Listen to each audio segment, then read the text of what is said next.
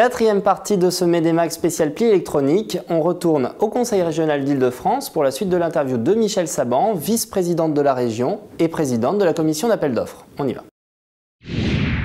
Quels sont les freins à la dématérialisation?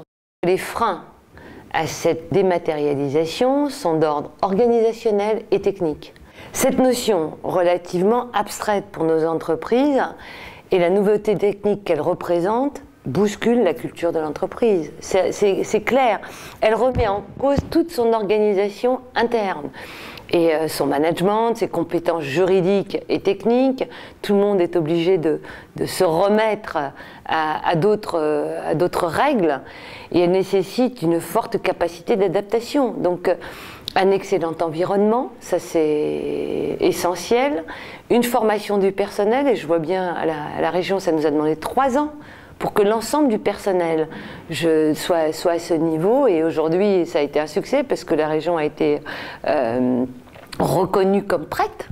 Donc voilà, maintenant les craintes, elles viennent des PME, elles viennent des entreprises qui tiennent à la sécurité des échanges entre nous. Donc quand on dit sécurité des échanges, au-delà de cette révolution tranquille que je disais tout à l'heure, elles craignent les risques de virus.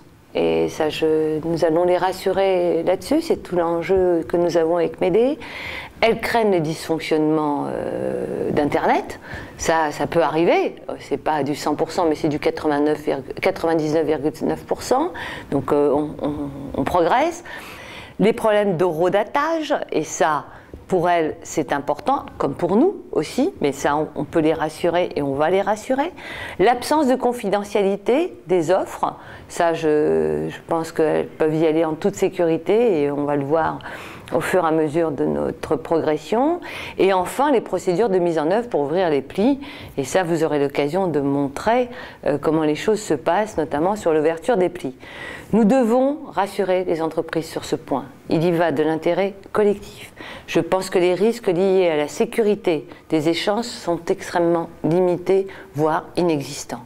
Donc voilà, moi je suis persuadée que les dispositifs mis en place garantissent pour la plupart la sécurité des flux, ça c'est important aussi de le dire, l'identification de l'émetteur et du destinataire, ça je pense que les entreprises peuvent nous faire confiance là-dessus puisque nous sommes concernés ensemble, la traçabilité des échanges, ça, la confidentialité est reconnue et sécurisée, et la confidentialité de tout ça. Donc voilà, moi je crois que pour autant, s'il est désormais acquis pour certaines personnes que la dématérialisation sécurise davantage les procédures de passation des marchés publics, certaines difficultés techniques bien réelles persistent encore. Donc pour l'essentiel, la multiplicité des prérequis technique et la signature électronique, logiciel de compression ou de lecture des plans, la procédure des différentes plateformes peuvent nous dire que demain on doit faire face à cet éparpillement justement de l'information et des exigences techniques concernées. Quel est l'objet de la collaboration entre la région et MEDE? Face à toutes ces difficultés liées à cette dématérialisation, il était particulièrement opportun de promouvoir toute collaboration pérenne et fructueuse entre les acheteurs publics et les entreprises. Je peux vous dire que MEDE a très bien compris ce défi et a très bien compris ce qui se passait. D'abord, l'objectif de ce projet MEDE, il est soutenu par le syndicat des entreprises de construction, ça c'est important, notamment pour toutes nos PME et TPME. Il est soutenu par le Fonds social européen, pour pouvoir développer un guichet unique sur Internet afin de favoriser l'accès à la commande publique des TPME et des PME. TPME, c'est très petite entreprise, et PME, c'est petite et moyenne entreprise. Je le rappelle parce que souvent, en général, les gens à qui on s'adresse le savent, mais je préfère le redire encore. C'est-à-dire faciliter leur recherche, leur consultation et répondre aux appels d'offres publics par la voie numérique. Mais comment relever ces défis si ce n'est pas en levant avec l'ensemble des acteurs les obstacles qui se situent en amont de la chaîne de la dématérialisation. Alors, pour mener à bien son projet, MEDE a décidé par conséquent de s'appuyer sur une région témoin, et j'en suis tout à fait fière, et la région Île-de-France. C'est vrai que nous sommes première région d'Europe, certes, mais en termes de numérisation, nous essayons d'être la première aussi sur ce sujet. Et avec une collaboration de 30 entreprises pilotes et un cercle d'experts, notamment la mission pour l'économie numérique, le MINEFI, qui est le ministère de l'économie et des finances, qui est quand même à la pointe sur le plan européen de toutes ces actions et toute cette dématérialisation.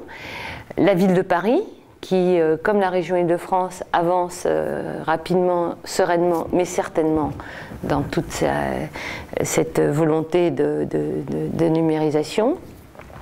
Le Conseil général du Val d'Oise, et bien évidemment nous-mêmes, donc, qui depuis plusieurs mois, et ça je vous serais presque remercié, MEDE, de nous avoir mobilisés, de nous avoir accompagnés, et l'ensemble des services de la région pour la réussite de ce projet. Il est en effet indispensable et nécessaire et important de mutualiser notre expertise afin d'identifier les solutions qui permettraient de lever ce que vous énonciez tout à l'heure, les freins. J'aimerais que demain, ça soit plus des freins, mais une façon pour nous de dialoguer et de donner une offre beaucoup plus large à toutes nos entreprises en Île-de-France. Et pour commencer à lever les freins à la réponse électronique, Michel Saban a accepté que MEDE suive l'ouverture des plis jusqu'à la commission d'appel d'offres. Ce rendez-vous exceptionnel, c'est dans la 5e partie du MEDE Mag.